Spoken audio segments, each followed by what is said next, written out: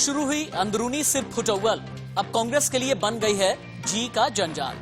जमीन पर खुद को मजबूत करने की चुनौती से पहले अब घर का झगड़ा निपटाना कांग्रेस के लिए बवाल बन गया है, क्योंकि कांग्रेस की अंदरूनी लड़ाई अब सड़क पर आ गई है।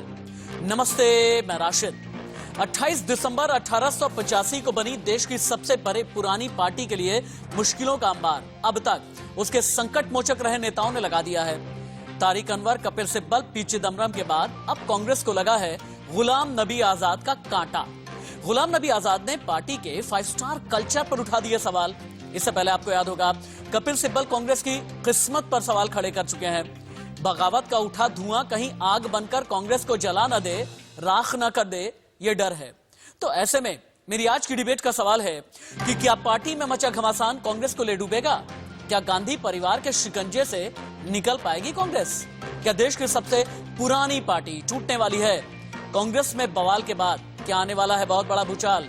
डिबेट की करें शुरुआत। उससे पहले इस वक्त की बड़ी खबर, ब्रेकिंग न्यूज। सिब्बल के बाद गुलाम नबी आजाद ने उठा दिए हैं कांग्रेस पर सवाल।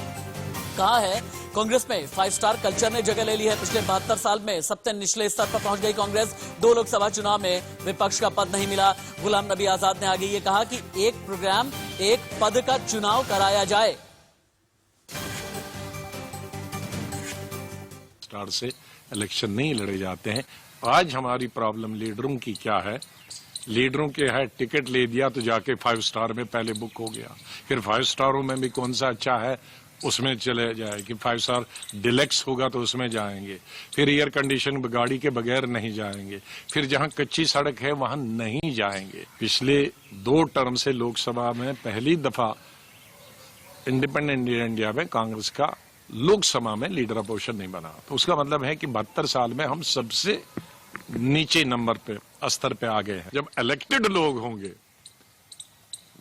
स्टेट प्रेसिडेंट इलेक्टेड होगा, डिस्ट्रिक्ट प्रेसिडेंट इलेक्टेड होगा, ब्लॉक प्रेसिडेंट इलेक्टेड होगा, उसको अपनी जिम्मेदारी का मालूम होगा और वो जिम्मेदारी चुन लोगे लोग जिनको पार्टी से इश्क होगा। अभी तो कोई भी बन जाता है। बिहार चुनाव के बाद इस तरह की सिरफुटौल मची है। गुलाम नबी आजाद ने क्या कहा ये तो आपने सुना। गुलाम नबी आजाद ने यह भी कहा कि भाई पार्टी वाले जो हैं नेता जब बन जाते हैं ना, इसके बाद 5 स्टार होटल में चले जाते हैं, अपना विजिटिंग कार्ड छपाते हैं, गूगल वाली राजनीति करते हैं, जनता से जुड़ते नहीं हैं और यही वजह है कि संगठन हो गया है कमजोर। और इसके लिए सोल्यूशन भी बताया गुलाम नबी आजाद ने। गुलाम नबी आजाद ने ये कहा कि हर लेवल पर इलेक्शन होना चाहिए और अगर हर स्तर पर चुनाव कराया जाएगा तभी पार्टी को मिलेगी दवाई, तभी मिलेगी पार्टी को संजीवनी। लेकिन तारिक अनवर ने आड़े हाथों ले लिया। वही तारिक अनवर 2 हफ्ते पहले जिनके तेवर बदले थे, त्योरियां चढ़ी हुई थी, लेकिन अब उन्होंने गियर शिफ्ट कर लिया है और गुलाम नबी आजाद को आईना दिखाते हुए ये कहा, गुलाम नबी आजाद तो खुद नॉमिनेटेड हैं, कहां से चुनाव की बात कर रहे हैं? मैं कहता हूं एक ही चीज, दवाई जो है, जैसे हम ढूंढ रहे हैं अभी कोविड के लिए इंजेक्शन, तो इसके लिए एक ही दवाई है पार्टी के लिए कि आप ब्लॉक लेवल के इलेक्शन करें, डिस्ट्रिक्ट लेवल के इलेक्शन करें, पीसीसी के इलेक्शन करें। आज मैं दोष नहीं दूंगा लीडरशिप को, क्योंकि आज हो नहीं सकते हैं, लेकिन करने होंगे। ये एक दवाई है, बहुत बड़ी दवाई है। देखिए, मैं उनकी इस बात से सहमत नहीं हूँ। खुद वो आज अगर विपक्ष के नेता हैं तो वो नॉमिनेटेड ही हैं, वो इलेक्ट नहीं हुए हैं। तो उसी कांग्रेस लीडरशिप ने सबको जिम्मेदारी दी है, जिससे जो काम लेना है लीडरशिप होता है। लीडरशिप की ये अपना एक डिसीजन होता है, एक फैसला होता है। और जैसा मैंने कहा कि हम सबको अपना दायित्व समझना चाहिए, अपनी जिम्मेदारी को समझना चाहिए। जानते हैं 133 करोड़ का हिंदुस्तान आज की तारीख में 2 सवाल करता है, कांग्रेस की कमजोर कड़ी कौन है? और अगला ये एक फिल्मी डायलॉग है ना, तुमसे ना हो पाएगा। बहुत से लोग ऐसा भी कह रहे हैं कि कांग्रेस तुमसे ना हो पाएगा। खैर, डिबेट को मैं कर देता हूं ओपन। जितने भी गेस्ट मेरे साथ में जुड़े हैं इंट्रोड्यूस कर देता हूं मैं। आलोक मेहता देश के जाने माने वरिष्ठ पत्रकार हैं। रशीद किदवई सीनियर जर्नलिस्ट मेरे साथ में हैं। राजीव जेटली प्रवक्ता बीजेपी जुड़े हुए हैं। थोड़ी देर के बाद में Deepak Jha political analyst Congress supporter मेरे साथ में जुड़ेंगे। और इसके अलावा वामपंथी राजनीतिक विश्लेषक हैं सुनील चोपड़ा, वो भी मेरे साथ में जुड़ने वाले हैं। रशीद किदवई जी, मेरा पहला सवाल आपसे है, बिहार में चुनावी हार के बाद जो सिरफुटअव्वल शुरू हुई, तारिक अनवर ने सबसे पहले बयान दिया। फिर कपिल सिब्बल ने कहा कि हार को ही अपनी किस्मत, अपनी नियति कांग्रेस की टॉप लीडरशिप ने बना लिया है। पी चिदम्बरम भी सामने आए। गुलाम नबी आजाद ने भी बयान दिया। 5 स्टार कल्चर को लेकर के सवालों के घेरे में खड़ा किया गया है। क्या यह माना जाए कि देश की सबसे बड़ी, सबसे पुरानी पार्टी इस वक्त एक वर्टिकल स्प्लिट की तरफ, यानी दो फाड़ होने की तरफ बढ़ रही है? देखिए, मुझे नहीं लगता कि कांग्रेस में दो फाड़ है। कांग्रेस में एक सोनिया गांधी युग का अंत हो रहा है और एक नए लीडर की तलाश है, जिसमें राहुल गांधी का नाम सबसे आगे है। लेकिन लोगों को शंका है कि राहुल गांधी कांग्रेस के अध्यक्ष पूर्णकालिक बनेंगे कि नहीं, और अगर नहीं बनेंगे तो उसमें वैकल्पिक व्यवस्था क्या होगी। उस वैकल्पिक व्यवस्था के लिए या राहुल गांधी के इर्द गिर्द आने की होड़ मची हुई है। और दरअसल देखिए, कांग्रेस में कोई भी मुद्दे नहीं उठा रहा। ये मुद्दे नहीं उठा रहा कि कांग्रेस का जो उसकी जो एक राजनीतिक सोच रही है उसमें किस किस्म की बदलाव की जरूरत है। क्या कांग्रेस में चेहरा बदल जाने से, मान लीजिए राहुल गांधी कांग्रेस अध्यक्ष नहीं बनते हैं और मुकुल वासनिक या गुलाम नबी आजाद या कपिल सिब्बल कोई कांग्रेस अध्यक्ष बन जाता है, तो क्या वोटर कांग्रेस की तरफ आकर्षित होगा? क्या वोटर नरेंद्र मोदी और अमित शाह की जोड़ी को छोड़ के कांग्रेस को महत्व देने लगेगा? ये बहुत ही एक मौलिक प्रश्न है जिसका कांग्रेस को उत्तर ढूंढना चाहिए। सबसे बड़ी बात यह है कि देखिए, जब हम बदलाव की बात करते हैं तो जो मुद्दे हैं आज देश में, आप कश्मीर का मामला लें, कश्मीर में कांग्रेस की क्या राजनीतिक सोच है? कांग्रेस की वहां 3 विचारधाराएं हैं। एक जम्मू के कांग्रेस के नेता कुछ चाहते हैं, लद्दाख के कांग्रेस नेता कुछ चाहते हैं और घाटी के कांग्रेस नेता कुछ चाहते हैं। तो ये सारी चीजें, तो मैंने एक उदाहरण दिया, ऐसे अनगिनत उदाहरण दिए जा सकते हैं। कांग्रेस की असली समस्या वो है, ना कि राहुल गांधी। रशीद किदवई जी, आपकी बात से मुझे ये समझ में आ रहा है, आपने ये तो कह दिया कि कांग्रेस की जो बगावत है ये टूट की आहट नहीं है, कांग्रेस में किसी भी तरह का वर्टिकल स्प्लिट नहीं होने वाला। आपका ये कहना है कि एक तरीके का ये ट्रांजिशन फेज है सोनिया गांधी की कांग्रेस से होते हुए राहुल गांधी की कांग्रेस की तरफ। तो क्या ये माना जाए कि आगे आने वाला जो चेहरा होगा फिर से गांधी नेहरू परिवार वाला ही होगा? मेरा पहला सवाल है। और अगला ये है, तो क्या इसका मतलब ये माना जाए कि इस चेहरे के अलावा और कोई भी रास्ते नहीं है? क्या ये मान लिया जाए कि राहुल गांधी को बहुत अच्छे से ये पता है कि आने वाला दिन, इन जितने भी बड़े बड़े नेता हैं, पुराने नेता हैं, इन्हें पता है कि आने वाला दिन जो है राहुल गांधी का है, उससे ठीक पहले ही इन्हें वीआरएस की तरफ ढकेला जा रहा है और उसी के ठीक पहले का ये रिएक्शन है? आप यही कहना चाहते हैं क्या? देखिए, किसी भी राजनीतिक दल में उसकी राजनीतिक विरासत होती है। राजनीतिक विरासत जो है कांग्रेस में, मतलब पॉलिटिकल लीडरशिप, वो राहुल गांधी और सोनिया गांधी या प्रियंका गांधी के हाथ में है। आप कहीं भी चुनाव देखें, वहां पर प्रचार प्रसार के लिए इन्हीं को बुलाया जाता है। वो कितने कारगर होते हैं वो एक अलग मामला है। कांग्रेस ने बिहार के भी चुनाव में 40 लोगों के स्टार प्रचारक थे। गुलाम नबी आजाद का उसमें 5वां नंबर था। कितनी सभाएं की, कितनी मीटिंग की। तारिक अनवर जी का जो अपना क्षेत्र था, वहां क्या कांग्रेस का प्रदर्शन रहा? ये बहुत सारे प्रश्न है जो मैं किसी के व्यक्तिगत मामलों में नहीं जाना चाहता हूँ। बात यह है कि कांग्रेस की राजनीति नेहरू गांधी परिवार के इर्द गिर्द ही घूमती रहती है और घूमती रहेगी, क्योंकि कांग्रेस में कोई विकल्प नहीं है और यही कांग्रेस की बहुत बड़ी समस्या है। आलोक मेहता जी, जो रशीद किदवई कह रहे हैं कि कांग्रेस में कोई भी बदलाव नहीं चाहता, अपनी जगह को मजबूत कर लेना चाहते हैं, लेकिन अभी मौजूदा दौर क्या है ना, कांग्रेस को मुकाबला किससे करना है? कांग्रेस का मुकाबला करना है प्रधानमंत्री नरेंद्र मोदी का, कांग्रेस का मुकाबला करना है अमित शाह का, कांग्रेस का मुकाबला करना है यूपी में योगी आदित्यनाथ जैसे नेताओं का, जो कि बहुत ही मजबूत और बहुत ही सधे हुए, बहुत ही मजे हुए नेता कहे जाते हैं। और अपने टॉपिक को लेकर, अपने विषय को लेकर, अपनी विचारधारा को लेकर इन्होंने अच्छी खासी पैठ बना करके रखी है। तो ऐसे में सवाल यह है कि क्या नेहरू गांधी फैमिली से अलग कांग्रेस नहीं हो पाएगी और बस ये अभी जो है, कहते हैं ना कि चाय में कभी कभी उबाल आ गया और उसके बाद उबाल जैसे ही ठंडा होगा सभी को चाय मीठी मीठी लगने लगेगी? क्या ऐसा होने वाला है?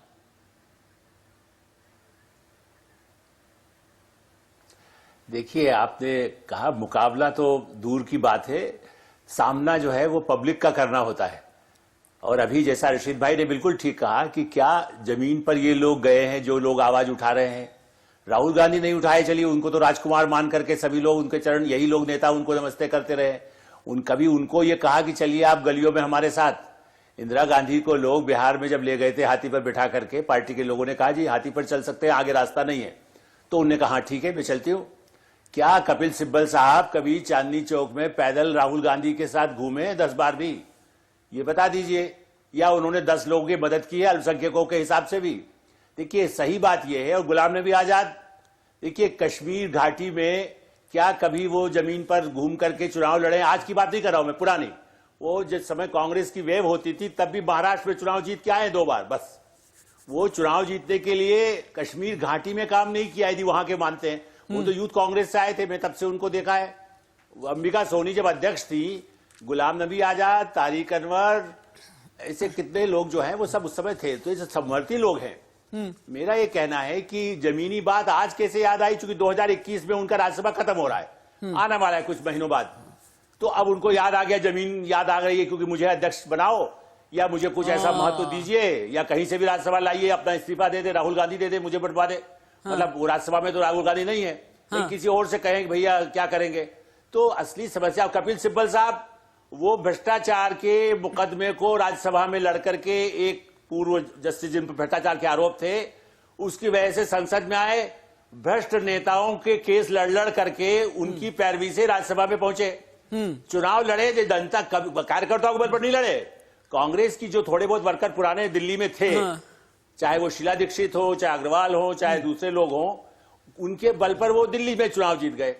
वो अच्छे वकील हैं, मैं बहुत इज्जत करता हूं। गुलाम नबी आजाद भी बहुत अच्छे नेता रहे हैं, लेकिन सवाल ये है कि जमीन की बात आज क्यों याद आ रही है? इन्होंने कभी कुछ किया क्या? आलोक जी और रशीद किदवई जी जो बात आपने कही है, आलोक जी, गुलाम नबी आजाद तो टिकट बांटने वालों में से थे। आलोक जी, अगला सवाल मेरा आपसे ही है। हाँ, एकदम ठीक कह रहे हैं, रो रहे। अगला सवाल मेरा आपसे ही है। करोड़ों रुपया पहले चंदा लेते हो उम्मीदवारों से राज्यसभा के लिए, जिनके भ्रष्टाचार के किस्से लड़ते हैं, तेजस्वी यादव से समझौता कराते हैं, फिर आप किसकी बात कर रहे हैं? ठीक कह रहे हैं। आलोक मेहता जी, मेरा अगला सवाल आपसे ही है। अगर आप ये कहना चाहते हैं ना, आप भी लगभग वही बात कह रहे हैं जो रशीद किदवई जी ने कही है कि कांग्रेस जो है नेहरू गांधी परिवार से अलग होकर के देखी भी नहीं जा रही और देखी नहीं जा सकती, इस तरह का समझ में आ रहा है। और कोई भी सोनिया राहुल के खिलाफ बोलने को तैयार नहीं है। हर किसी को अध्यक्ष पद के तौर पर अपनी कुर्सी नजर आती है।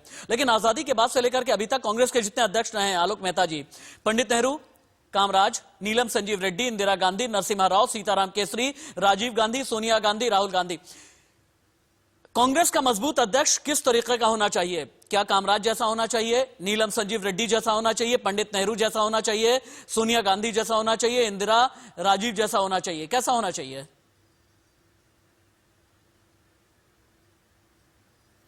देखिए, ये एक बड़ा एक ऐसा हाइपोथेटिकल क्वेश्चन है, लेकिन मैं आपको जवाब देता हूं। आपने नाम गिनाए, वो ठीक है, बहुत अच्छे नेता रहे, मैं उनके बारे में कुछ नहीं कहूंगा। नेहरू जी से कोई तुलना ही नहीं हो सकती, इंदिरा जी से तुलना नहीं हो सकती।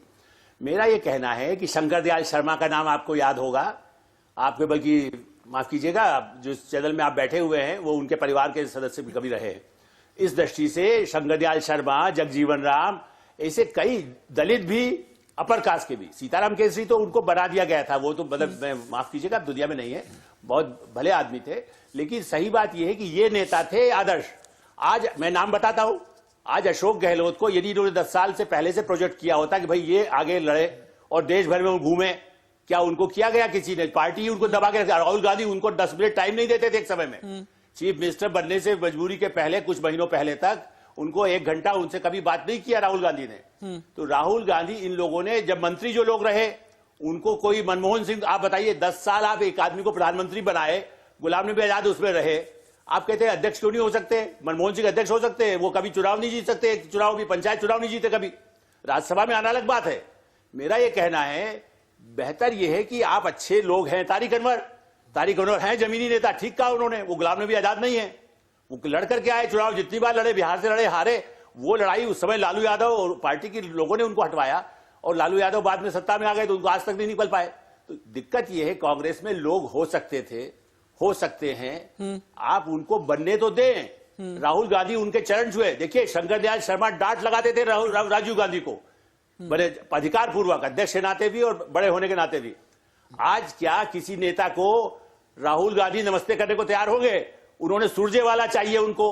तो राहुल गांधी, पार्टी की समस्या इस समय बहुत इतनी खराब है, जो कभी दो पार्टी के जो लोग होते थे, लेकिन अपने बल पर। आप ये कहना चाहते हैं कि कहीं से भी शुरुआत होनी चाहिए, और शुरुआत इस तरीके की होनी चाहिए कि नेहरू गांधी परिवार से अलग हट करके कोई अध्यक्ष होना चाहिए, और अध्यक्ष ऐसा हो जिसे राहुल गांधी भी ये माने, नमस्ते करें, प्रणाम करें, और साथ ही साथ उसी की अध्यक्षता में आगे चल करके अपनी नेतागिरी, अपने पॉलिटिक्स को भी और मजबूत करने की कोशिश करें। मेरे साथ में दीपक झा हैं। दीपक झा, आप पॉलिटिकल एनालिस्ट भी हैं, कांग्रेस सपोर्टर भी हैं, मेरे समझ में नहीं आ रहा है, आजादी के बाद से लेकर 2019 तक 17 इलेक्शन में 6 में पूर्ण बहुमत हासिल करने वाली सबसे पुरानी पार्टी, 4 बार सत्तारूढ़ गठबंधन का नेतृत्व करने वाली सबसे पुरानी पार्टी, 1952 में 364 सीटें जीतने वाली पार्टी, वो पार्टी जिसने 7 प्रधानमंत्री दिए, पंडित नेहरू, गुलजारी लाल नंदा, लाल बहादुर शास्त्री, इंदिरा गांधी, राजीव गांधी, पीवी नरसिम्हा राव, मनमोहन सिंह। आज इतनी बुरी गत क्यों हो गई है? और अगर इतने बड़े बड़े नेता मुखालफत कर रहे हैं, क्या यह माना जाए कि बगावत की आग पार्टी को ले डूबेगी? देखिए, आपके सवाल कुछ भी हो सकते हैं। आप जो सवाल कर रहे हैं ना, ये इतिहास और वर्तमान और भविष्य की बात तीनों आती है। हमें वर्तमान में बात करनी पड़ेगी। इतिहास कांग्रेस पार्टी का सुनहरा रहा है, वर्तमान बिल्कुल मानता हूं उतना अच्छा नहीं है, लेकिन आने वाला जो भविष्य बेहतर होगा, इसका रीजन मैं आपको बताता हूं। भाजपा में भी ऐसे नेता रहे हैं जो श्रीमान अरुण जेटली जी की तरह, जो कि कभी चुनाव नहीं जीत पाए। अरे मोदी लहर के बावजूद। दीपक झा, अगर मैं कांग्रेस की बात कर रहा हूं ना, आप भारतीय जनता पार्टी की बात मत कीजिए। बीजेपी के नेता बैठे हैं, मैं उनके पास में जाऊंगा। अगर मैं कांग्रेस की बात कर रहा हूं ना, आप ये बात बताइए, गुलाम नबी आजाद ने यह कह दिया है कि 5 स्टार कल्चर है। कपिल सिब्बल ने यह कह दिया था कि हार को ही नियति टॉप लीडरशिप ने मान लिया है। कांग्रेस की आप बात करेंगे नहीं, भारतीय जनता पार्टी की तरफ आप जाएंगे। अगर आपको बीजेपी के चाल चरित्र चेहरे के हिसाब से ही चलना है ना, तो विचारधारा अपना लीजिए, सरेंडर कर जाइए ना। अरे राशिद भाई, सवाल करते हैं, जवाब सुनते नहीं, आपकी बड़ी खासियत है। अच्छी बात भी मैं बोलूंगा, लेकिन मेरे लिए थोड़ा सा तकलीफ हो जाता है जब आप जवाब नहीं सुनते हैं।